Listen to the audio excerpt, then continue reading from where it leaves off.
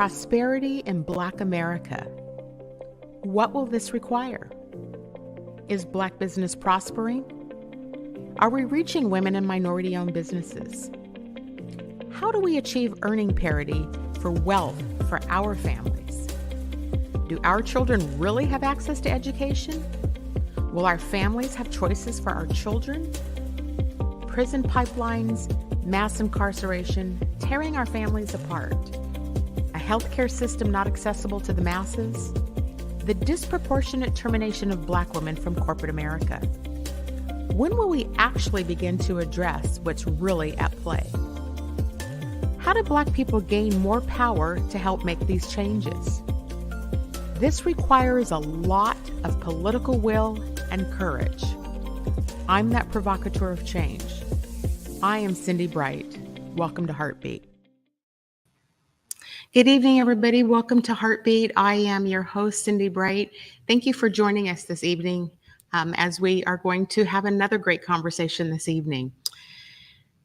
When we talk about prosperity in Black America, there are so many systems at play that we need to tackle and deal with. And talking about these issues and keeping these issues in the forefront, particularly for elected officials and for people to hear, and for us who have voting rights and voting power, we need to pay attention to these topics and to these issues. Today's show is about bail, ransom, wealth transfer, and real community safety. So I asked the question, have we really solved public safety issues with the systems that we have in place now? And the systems that we have in place now are around criminalizing poverty, poor people. Joining us this evening to have this discussion is an attorney located here in the Seattle area who is on the forefront of working in these court systems. She has written an article recently about the impact that this system is having here in the Seattle area. It is a national conversation happening across the country now. I want to welcome in Sade Smith. Welcome, Sade, into Heartbeat this evening. Hi, Cindi. Thanks for having me. Hi there, Sade. How are you? It's been a long time since I've seen you. I know it has been a long time. I'm all right. How are you? I'm good. Are you doing good? Yeah, I am. You're still in the battle, I see. You know, it doesn't end. It doesn't end. It doesn't end. Look, I read the article that you wrote. I want to show our audience this article that you published in the South Seattle Emerald, and you wrote a very powerful, provocative article about what the bail system, how it's working, what's happening here in King County particularly. And there's a lot of issues in here that you raise, and I want to give you an opportunity to unpack. So I just kind of want to turn this over to you to just kind of give us an overview, both of the issue that you wrote about, the issue that you're on the front line fighting about. Talk to our community about this bail issue and how this is perpetuating here in King County in the Seattle area. Yeah. So I'll talk specifically about the King County, the felony court system, which is the state courts. There's one in Seattle and there's also one in Kent. What is happening and what is happening on the misdemeanor level as well is that our community members are being, a large bail is being imposed on them. And statistics show that, Black people held in the King County jails receive 40% higher bail than white people, or 40% higher bail than everybody else. And white people receive 25% less. And so we're seeing this disparity from the beginning. And that disparity also manifests in charging disparities, right? So police make reports. They pick and choose what facts they want to add in or allegations they want to add in. A lot of the times they're completely untrue. And then prosecutors decide based on those statements from police what they're going to charge. And what we see again and again is that people who look like us are charged. The charges that we receive are just substantially higher and more substantial than the charges that white individuals receive. And so when the court gets the case, you go, a community member will go before the court and the court will read the probable cause certification. The probable cause certification is what the police officer wrote. And then of course the charges that the prosecutor brings. The court makes a determination based on the statements that the police wrote and the charges that the prosecutors brought. And that's where you see a huge situation where our community members are being held on hundreds of thousands of dollars of bail. But even if it was, $50,000 bail, how many people in our community could even turn over 10% of that, $5,000? Not that many people in the Seattle area, not that many people nationally have $5,000 to hand over. In the bail system, what happens, there's a Washington state court rule, or what's legislated is essentially that the bail companies will put forth all of the bail to the courts, but the individual has to pay the bail organization or the bail company 10 to 15%. In Washington, it's 10%. And what happens is that you never get that 10% back. And then you have to put down collateral. So if there's some reason why you can't appear in court, sickness, or you can't get transportation because we don't have a substantial public transportation system, then you lose that 10%, but you also lose the collateral you put down. So essentially, the courts are allowing the bail companies to extract resources from community that community just simply doesn't have. And in exchange for that, if you can't post the bail, if you don't have the resources, you're stuck in jail. And who's more likely to not have the resources in the United States? That's based on a genocidal slave society, a capitalist society where we have just been completely extracted from our entirety of our existence here. And so our community members are languishing away in these jails. And what's happening is the King County Jail in Seattle has a national suicide rate that's 8 times the national average. We just had a horrific situation at the King County Jail where Mr. Michael Rowland, I would say, was murdered. He was pinned down in the prone position, just like Mr. George Floyd was, and he was alive when he went into the King County Jail, and he passed away inside of the King County Jail. And so what the court is essentially saying by imposing this bail, what the cops are writing in affidavits, what the prosecutors are charging, is saying that if you don't have the money, then your life is at risk. And so I hope that it's a good summary of what's going on. But it's egregious what's happening to our community members, the theft of resources from family members, the loss of collateral, just an ongoing issue, and the health disparities that happen in the King County Jail. There was an audit in 2021, which is what I pulled some of the statistics from in the article. But in 2021, King County's own audit, and it's on the King County website, determined that, hey, like, we have race disparities, but it's not just in how much the bail is imposed. It is in what kind of sanctions, infractions are being had. Black people receive higher sanctions and infractions. We get infracted more, we get in trouble, we get harsher penalties. On top of that, our health disparities are worse. And so because we're being locked in a cage, obviously we're social creatures, we should not be in cages. Because we are experiencing that, we are coming out with our bodies destroyed, our minds destroyed. And so that's generally some of the issues that are going on with bail. Did you happen to catch, there was an article written a few days ago. I did not bring it to highlight tonight. I actually read it this afternoon. It was in Newsweek, and it was about a man who was incarcerated, who was having a mental health crisis. This is in Arkansas, but they referenced that there is a Seattle attorney, and I actually thought about you when I read it, wondering if it was you that's the attorney involved in it. But it is so horrific what happened to him when he got incarcerated, and how he was thrown into a solitary confinement and basically left while the police officers or correction people, I don't quite know the job structure inside of these jails, but they were filing reports every single day saying that they did a cell check and the person was fine, when the person had actually died in the unit, and he was naked and crawled up. There was water sitting in the bottom of the... Do you know the story I'm talking about? Yes, he died. He was completely emaciated. And I mean, U.S. jail systems, everywhere else in the world, they consider it torture. And so what's happening in our jails is egregious. But I did read the story in Newsweek, and it was horrifying. It's horrifying. Would you say that the description in that article is comparable to what is happening here in King County? I would say yes. So I want to also bring to light the harm that has been done to our trans community members. Oftentimes people who are trans are being locked in the King County Jail and held in solitary confinement. And solitary confinement, again, is internationally recognized as torture. Other countries do not do this, especially other Western nations as well. Nobody incarcerates more people than the United States, right? We have 5% of the world's population, 25% of the world's prison population and jail populations. It's absolutely horrific. But the extreme disregard and the harm, I mean, Mr. Michael Rowland would still be alive today had he not been pinned down, had he not been abused. And so there is an ongoing issue. The Arkansas case is specifically egregious, but it's not so far out of the norm in the jails. I mean, the same thing's happening in New York. Seattle's made national news, of course. So yes, the situation is similar. What's the plan, or what's going on with what has occurred since you've written this article? Is there any movement or action being taken by King County?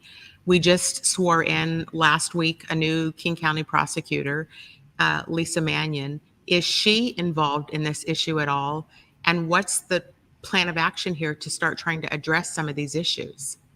I can't speak specifically about what Lisa Mannion is doing. I do know that when we're in court, prosecutors are still asking for egregious amounts of bail.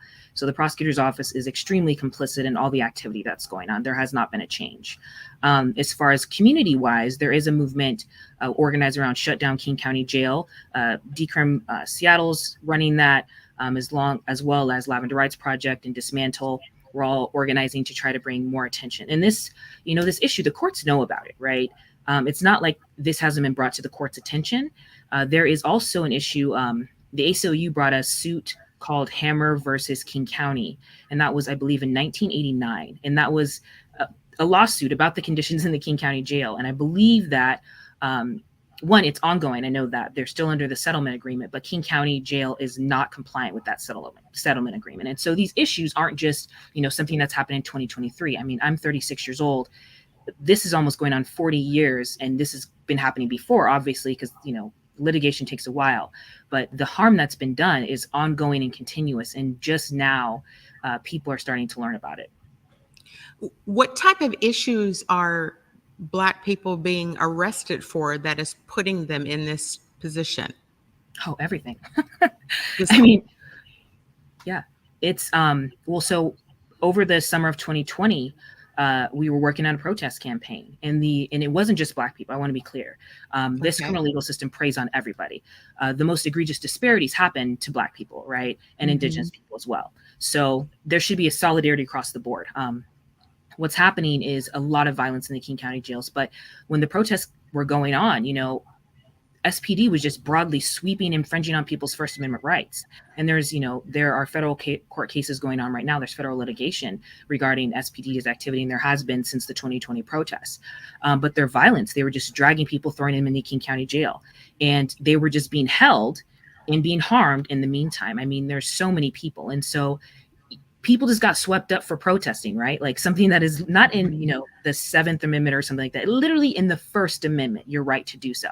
And so there's just been a complete disregard. So what happens is there's a lot of, preaching about, oh, this is how you act around police, but there is no way for us to be safe, right? I mean, whether we're smoking cigarettes or whether we're sitting in our homes, we've seen all of people like us get harmed by police in so many different ways. There's a lot of narrative, in the paper today. There's an article that came out about Nike pulling out of downtown Seattle. There's a lot of commentary about the fact that Seattle has not recovered at all post-COVID. It's laced with drugs and just a lot of bad activity in Seattle. And so there's this notion that, well, let me just ask you this. Given that we are still here in the Seattle community, still not even, I don't know what the data is, 10% recovered post-COVID, and it seems like the crime is increasing here. What are your thoughts about what are public safety officials, what do we do to try to help deal with this issue of the mass incarceration, but at the same time, the growing drugs and violence and businesses leaving the Seattle? What are your thoughts about that? Yeah. So a lot of times, businesses and community is, juxtaposed against people who are getting charged and incarcerated. And the reality is that we're all on the same side, right? And so what happens is in Seattle and King County spends $200 a day jailing people in the King County jail. That's $73,000 a year. That is not going to mental health care. That's not going to addiction therapy or any type of rehab.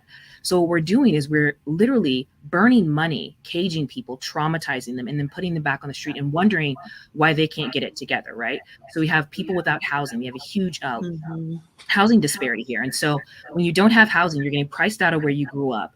People used to self-medicate. So I believe the statistics starts like 64% of jails, 50 or so percent of state prisons, and 45% of federal prisons, those are people with serious mental health crises. And so what are we doing? In other places around the world, they invest in people's actual, public services, resources for people so that they can get the care that they need. If you gave any individual going through the criminal legal system $200 a day, we would never see them again. But we're unwilling to do that. We're unwilling to care for people. What we're willing to do is throw them away. And so we would save so much money. If you want to put it in a, capitalist perspective about what money, we would save so much money just investing in people as opposed to throwing people away. For example, it's been calculated that $1.2 trillion a year is gone into the criminal legal system nationally, and that's dealing with all the collateral consequences. Mind you, free college for all was only $58 billion a year, right? So we're talking about 1.2 trillion compared to 58 billion. Then you have, student debt is 1.6 trillion. And so this is annually how much money we are throwing into caging and traumatizing people. And so they made the criminal legal system, they made it a business, right? So in the King County Jail, what happens is a lot of the work that's done in the King County jails, it runs on slave labor. Our people are incarcerated and they're trustees in the jail. They run the kitchen, they distribute all the resources for people who are also incarcerated. And so what it's doing is taking people, stealing their labor, and then, demonizing them. They don't pay them a fair wage, nothing. And then they put them back out with no resources. Again, if that money and those investments had gone into community members, we would never see them again. And our concern was crime. But I also want to note that since 1991, crime has dropped 50% in the United States. But in Washington state, and this is consistent nationally, since 1983, I believe, yes, to 2018, the state prison population went up 182%. From 1970 to 2015, the jail population in King County, so the jails, which is, what happens when people are held locally, went up 362%. So despite the fact that crime has been declining, and it was declining before they started doing increase in jails, by the way. It was declining way before that. So it wasn't caused by that. They're still incarcerating more people. So it has nothing to do with the crime levels, has nothing to do with keeping you safe. It doesn't keep you safe. Jail actually harms you because when people are released, they're so destabilized. What studies have shown is that when people are let out on bail early or when they're giving housing first, they do not reoffend. And so that's what we should really be concerned about. Should not go unsaid that in many of these situations, in the situation I referenced back in Arkansas, the bail set for him was $1,000, which means that he needed $100 to get out of prison. And he didn't have $100. And while some people might, not understand that, I think that highlights the magnitude of a lot of these issues around poverty and what is actually happening to people. When people hear me talk, my activism is heavily around earning parity. I don't know if you heard the show last week where we had several Black men on who have these we talked about mental health and the suffering in silence. But Black men are being put out into labor positions. They're being paid blue collar wages. And I continue to say there's nothing wrong with getting your hands dirty, but we live in a city that it requires at least $44 an hour to pay rent around here. And so when you think about the man in Arkansas who didn't have $100 and his family could not get answers, could not understand what was happening with him, and the people that our tax dollars are paying to protect us are filling out their forms every night and saying that he's okay and everything's okay and they've done checks. But in fact, he's laying dead in the cell. I actually saw some of the pictures. And to our viewers who followed the show, if you don't understand just how egregious this issue is, and to Sade's point about, this is about profiting off of poor people that is having a disproportionate impact on Black people and Black people's lives, and the generational trauma and the lineage that continues to carry that burden generation after generation. And so just kind of in our last couple minutes before we go to break, Sade, what do you want to see happen? What do you want to see happen in this circumstance, in these circumstances? Yeah. We've had, over 100 years of seeing how jails and prisons work in this country. And we've had tons of movements regarding reform. I believe one of the biggest reform movements was the Wickersham Commission. I believe that was 1929, where it was recognized that policing was terrible and that we have issues with jail. And we keep doing this thing where we keep allowing the prison and the criminal legal system to slightly morph itself. But statistic after statistic shows that we're still dying. And so I would like people and would love people to realize that there's no version of this where we are safe, where we are free, where we are liberated, and where we're cared for. The only thing that we need to do is abolish the King County Jail. We need to abolish jails nationally. And we need to talk about abolishing the state prison systems. We need to recognize that we're getting goods every single day. They're being processed by slave labor. It's across the board. It's an exception within the 13th Amendment. So we just need to stop this. There's just no way that there's no employing better people, no amount of training. There's nothing in this capitalist violent system that is going to keep us safe except abolition and community care. How do we do that? What's the steps to take to abolish the prisons? Yeah. So what the state and what the local municipalities need to do is they need to stop funding them, right? And they need to talk about putting money into our schools, right? Washington State, I believe they spend about $11,000 a year per student, but they'll spend over $200,000 a year sending a student or a child to Green Hill, right? Which is a juvenile detention facility. And so that's such an insane disparity. It's like, how are we even talking about educating people or caring for people when we're spending pennies on the dollar when it comes to actually sending them an education and providing for them for the future. And so, stop spending money. It's just the state needs to stop spending money on it. It needs to stop spending money on policing. If they're not keeping us safe, we keep us safe, right? Police respond after the fact. Jails aren't keeping us safe. People need resources. And I say this, the ACLU did a study that I thought was really powerful. Every one of my clients, I was a public defender for 7 years. I've been practicing for 10 years, 11 years. And it's very clear that our clients have been in horrible situations. And Marion Papa said the best. She said, you were not introduced to violence by committing it first, right? It happens to you. And then there's a continuation and a cycle that goes on. So if we give people the care they need when they need it, we don't have these issues. We don't have these public safety concerns. Do we have any elected officials who have put any bills forward to do this? That is what I don't know. And I doubt it as far as complete abolition. That's, people think you're kind of crazy for that. But I mean, we've seen all the ugly iterations of the criminal legal system and nothing's helping. So I think that's the only natural fruition. But I haven't seen any legislators talk about shutting down the jails yet. All right. Well, this information is certainly helpful. This is why we do this show, is to have these conversations and get this information out to our communities and out to our elected officials so we know what we want from our elected officials to help us deal with these issues.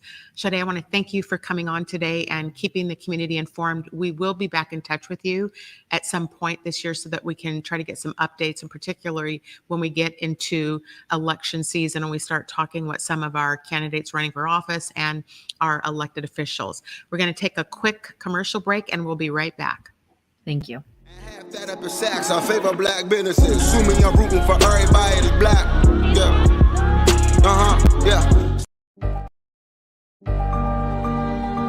Pacific Northwest Ballet unveils Giselle, ballet's classic tale of romance, betrayal, and immortal love. The New York Times calls it a triumph, comparable to an epic film. This stunning production is touched by magic.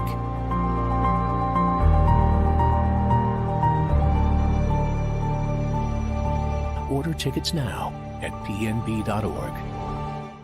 Hey guys, Besa Gordon here, and before heading to Belize, Trey Holiday and I had to make sure we linked up with our good friends over at Market Street Shoes to, of course, grab a few things for the trip. From bags to socks, shoes, sunglasses, earrings, and more. Before going on any trip, make sure you stop at Market Street Shoes. Trust me, you'll find just what you need to make your trip not only enjoyable, but fashionable.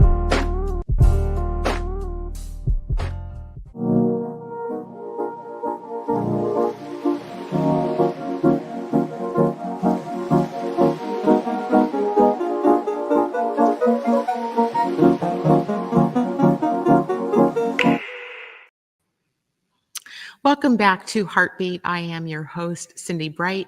This evening, we are having a conversation with attorney Sade Smith to talk with us and our community about bail and abolishment of the jail system. Let me bring in Heartbeat regular commentators that are joining us this evening to talk more about this topic after hearing Sade. Let's welcome in Joy Stanford, Stefani Coverson, and Karen Fleshman with me this evening. Good evening, ladies. Hello. Hi. Whew, what'd you think about what you heard Sade talking about? Well, I'd like to say everything she was talking about happening in Seattle is happening in San Francisco too. You know, we have the highest concentration of billionaires of any city on the planet, and we have 5,000 homeless people who are disproportionately Black, like upwards of 40% of them are Black in a city where Black people make up 6% of the population. And we had elected a progressive district attorney who ended cash bail and instituted other changes, and they recalled him. And now a wonderful, wonderful Black woman has been elected district attorney in Alameda County. And literally, she was just inaugurated, and they're already talking about recalling her.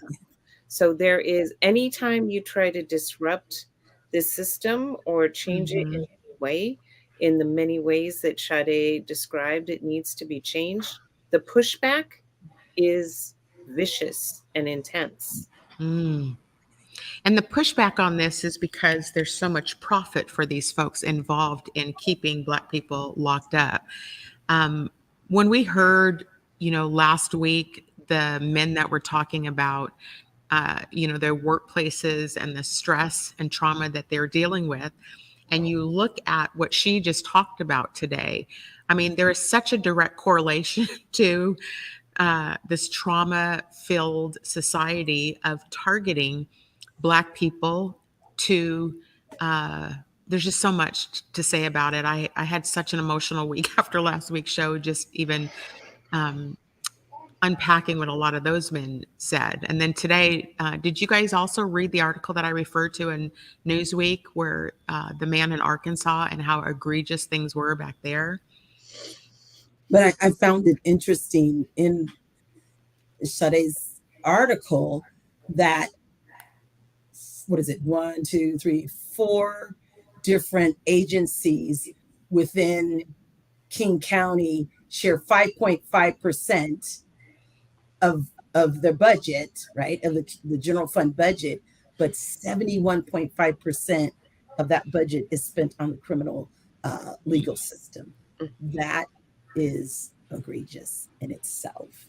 So if you put that $200 a day that we're spending on a prisoner, and we educated folks or gave them some sort of schooling, or not even schooling, it could be tradesmen, paying for them to be electricians or plumbers or linemen, doing something where they can earn a good, a living wage. Because what did you say, Cindi?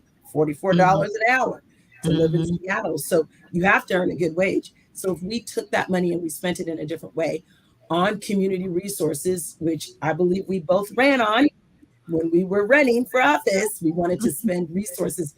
We didn't say we wanted to not have the police, but can we shift some of those resources to community resources so that people have an opportunity and more access to housing, to jobs, and other resources like that.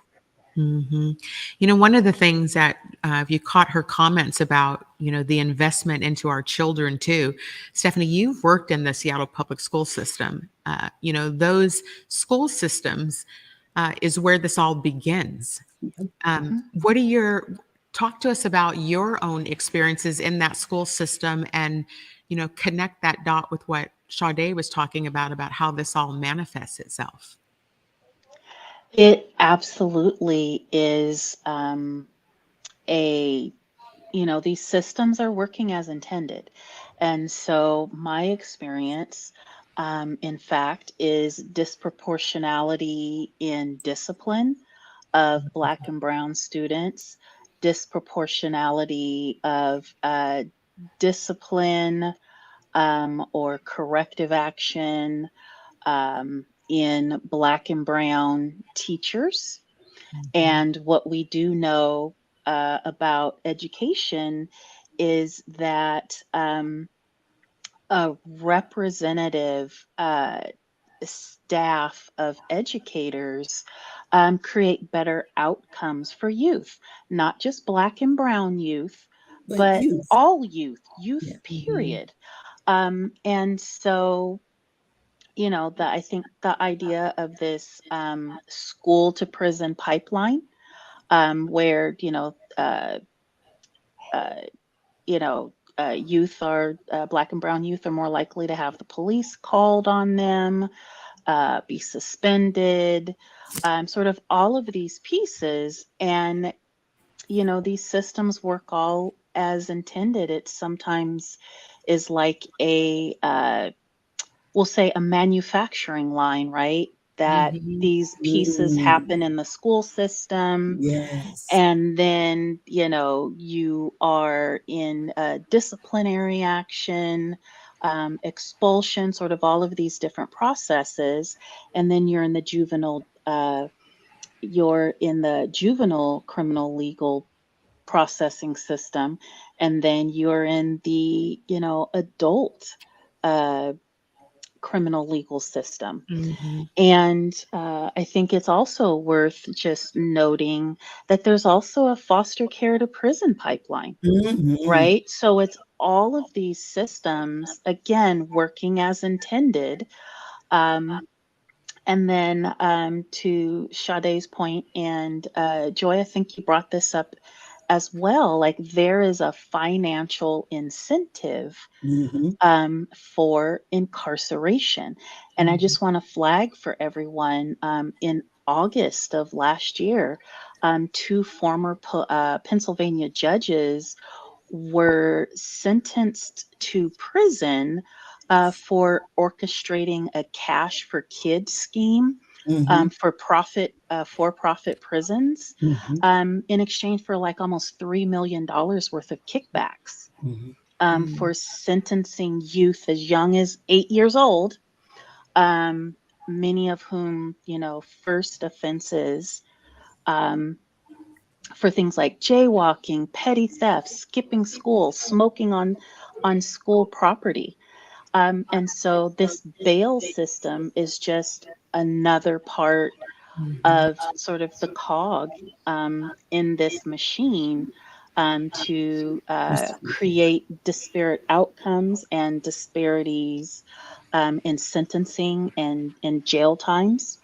And the last piece is these folks have not been proven guilty. And so they're sitting languishing in Starving jail, to death, starving to death.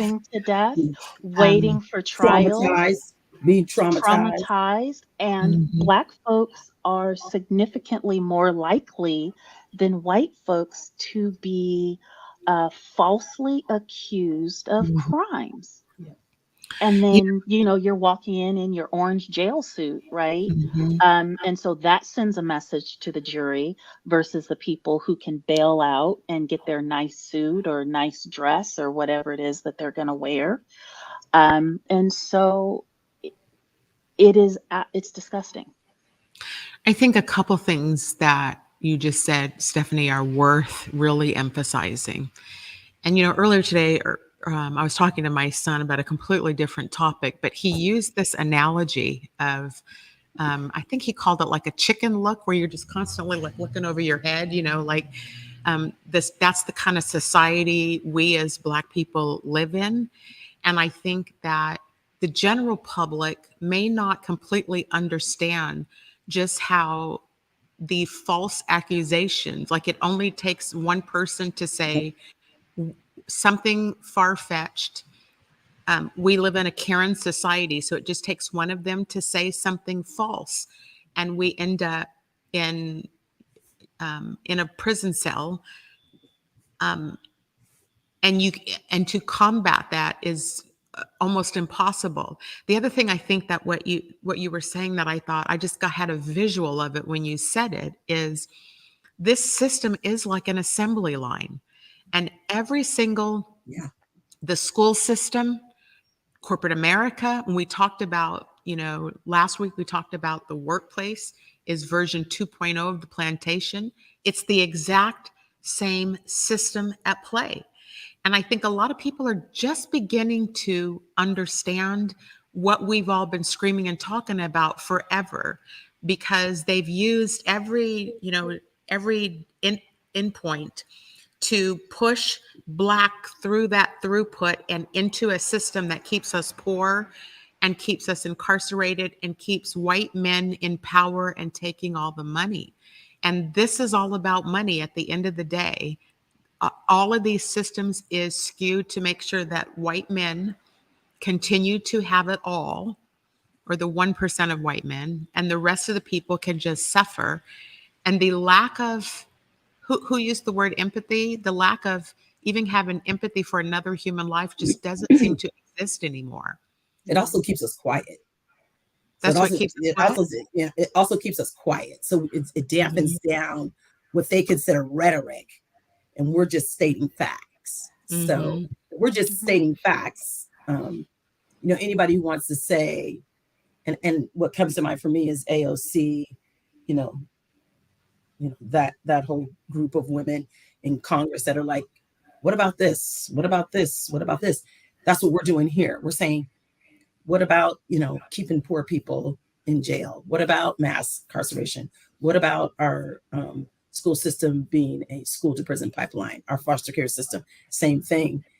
I'm glad you had the opportunity to ask Sade, who do we have here in Washington, in Olympia, who is pushing through legislation to reform this? If they're doing it in Illinois, if they're doing it around the country in different states, why are we not doing it here in our own state? Good point. Let me just quickly.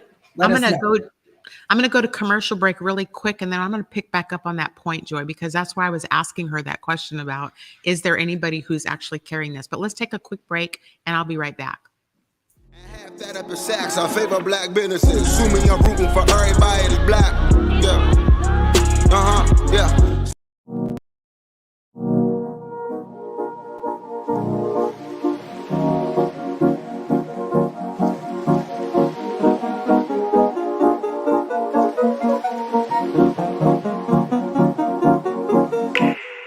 Hey guys, Besa Gordon here, and before heading to Belize, Trey Holiday and I had to make sure we linked up with our good friends over at Market Street Shoes to, of course, grab a few things for the trip.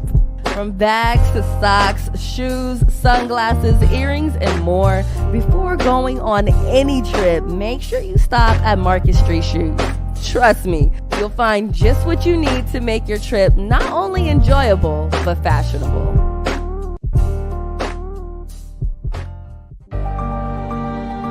Pacific Northwest Ballet unveils Giselle, ballet's classic tale of romance, betrayal, and immortal love. The New York Times calls it a triumph, comparable to an epic film. This stunning production is touched by magic.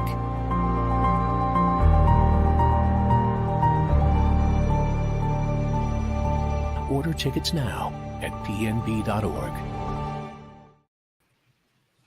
Welcome back to Heartbeat. I am your host, Cindi Bright. We are talking this evening about bail and about abolishing the jail system due to the egregiousness of what is happening in the jails and the criminalization of poor people. And Sade Smith was on with us in the first half, describing to us how this has escalated over the years in terms of the suicide rates that are happening inside the prisons. And kind of what I took away from it, and right before break, Joy was just starting to go down that path. There really doesn't seem to be focus on that from a legislative perspective about trying to help deal with, whether you call it bail reform, public safety reform, all of that. Joy, back to what you were saying about that, last year in session, I think here in Washington State, Karen, I'll be curious to hear if you have any intel in California, but we had an elected official, he was a first-time candidate in the 30th, Representative Jesse Johnson, put a bill forward about police reform. Now, Jesse is no longer an elected official. He lasted one term, which is 2 years. I don't know if there's a correlation between what he put forward and what he had to deal with just to get that passed. But there isn't a champion that that I can see for the work that Sade is talking about. Do any of you have any, do you know of any conversations happening with elected officials? Who should we start to talk to? I mean, we're here in the 37th district. I mean, who should we begin to tap on the shoulder and start trying to get some of this work done? And Karen, do you have any thoughts about that down in your area in San Francisco? Sorry. Here in California, police officers associations and correctional officers associations, the unions that represent people who work in prisons, are allied in a very, very powerful statewide lobbying force.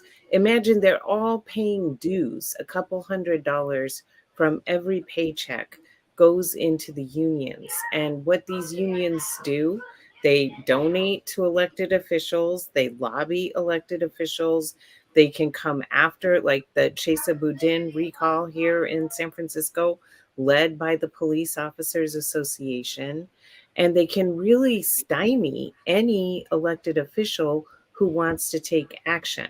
You add that up with all of the propaganda that we are fed constantly in the media, from highlighting crimes to all the police TV shows, all this narrative that we should be scared of criminals who are generally depicted as Black and brown men, and that cops are the good people who protect us.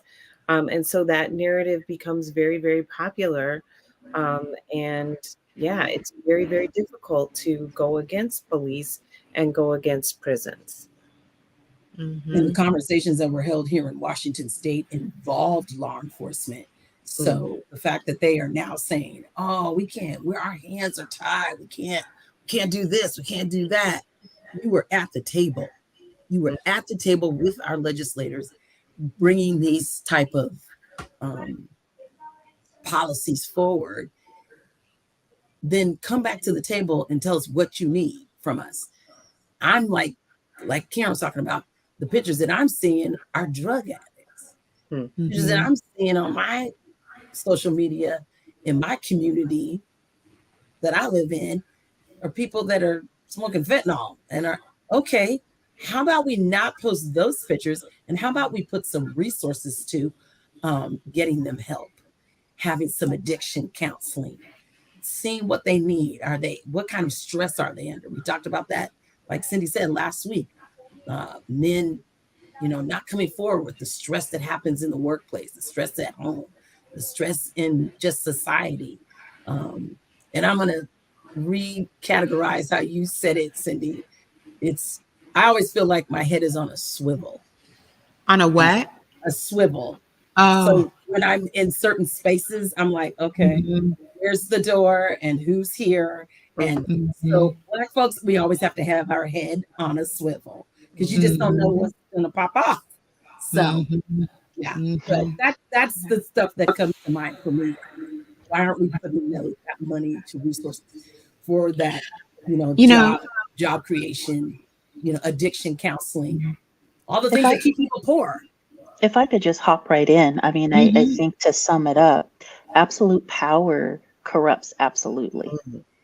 And so this idea of reducing police budgets, for example, to provide support, mental health, and social work counselors or social workers when folks are in distress, folks are having mental health episodes, or wellness checks. We've had Black folks murdered over, a next door neighbor calling saying, oh, so and so, door is open, or I haven't heard from this person in a minute. You should check on them. And then in come the police, with guns drawn, etc. And there's no accountability for that.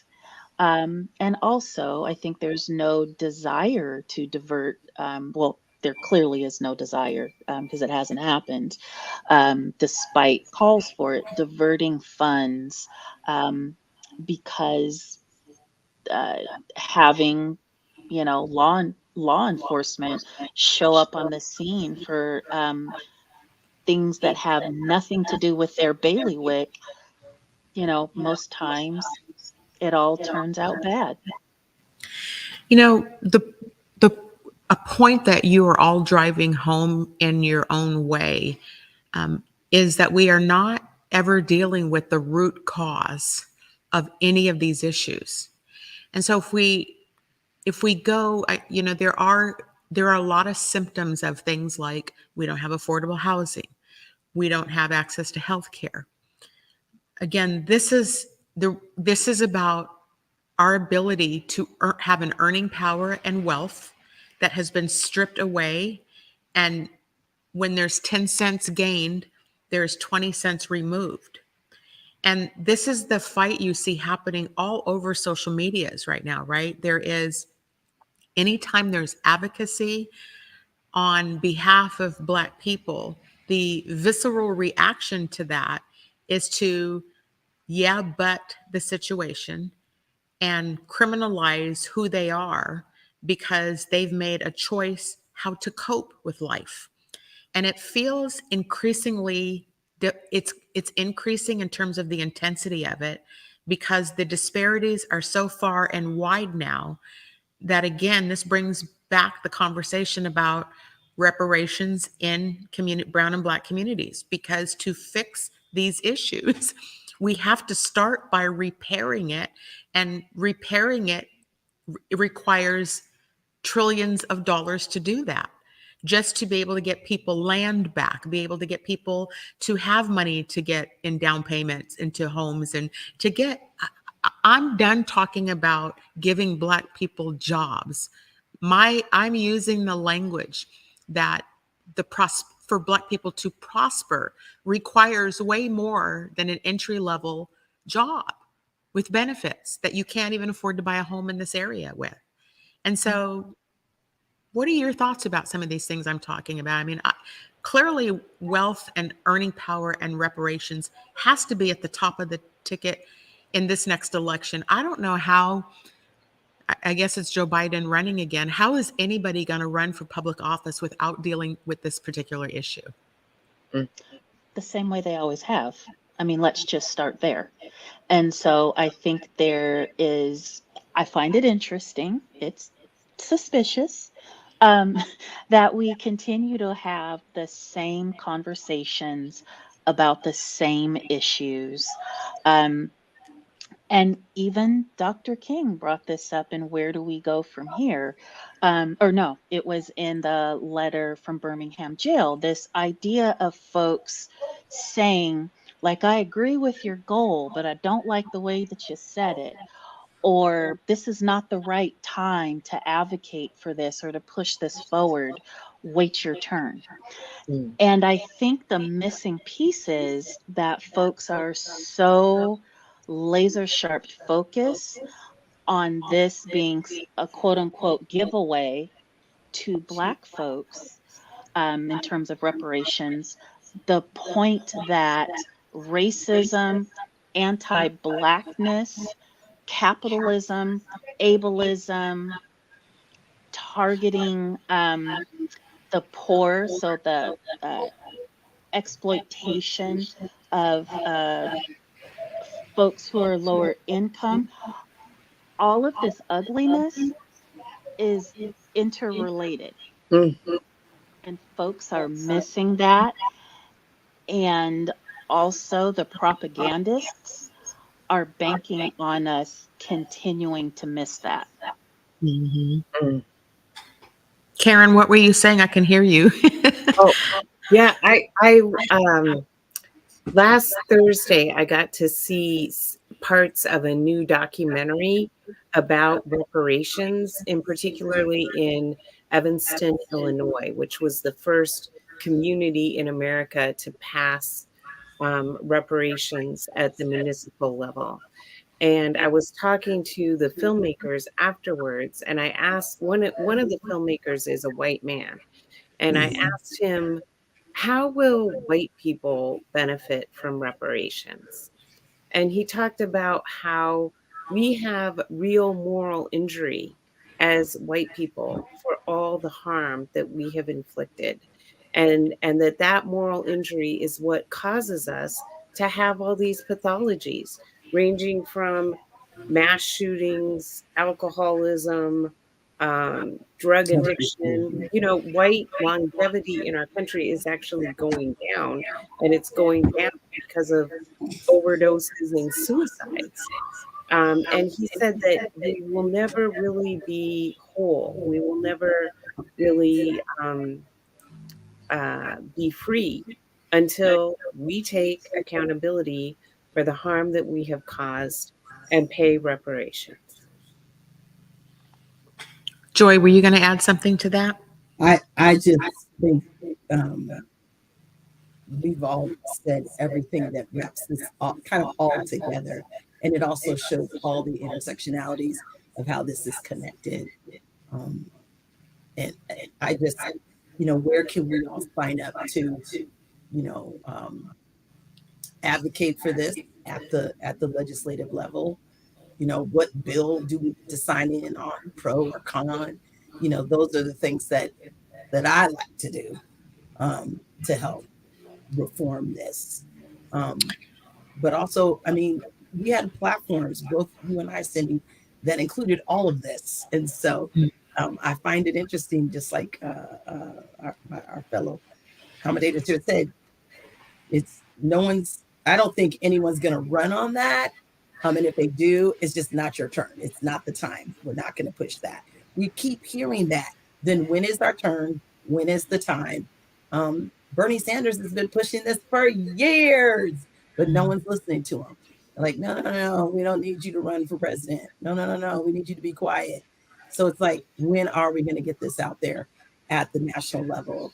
And then it trickles down to us, not just statewide, but locally. To repair, and the kind of money necessary to do that requires trade-offs. When you're, as a state or as a federal government, you have to make trade-offs. And the demographic of people in this country who have been accustomed to having it all have never been told no. And so to pivot to that, to move it to this, again, we've all heard, wait your turn. Joy, you and I heard it, running for office, so much. And that's over political power. And from my perspective, the quickest way to start getting this attention, to shift funding and resources to Black people across the country, is to get the right people elected into office. Amen. I mean, that's the only way we can do it. And the generation behind us, I mean, millennial, and they're not even really voting. And so, this is true. Right. Well, So wait, they showed up. They showed They up. did show Them up and Gen nationally. Z. They did show up nationally. And though it's going to take a coalition, right?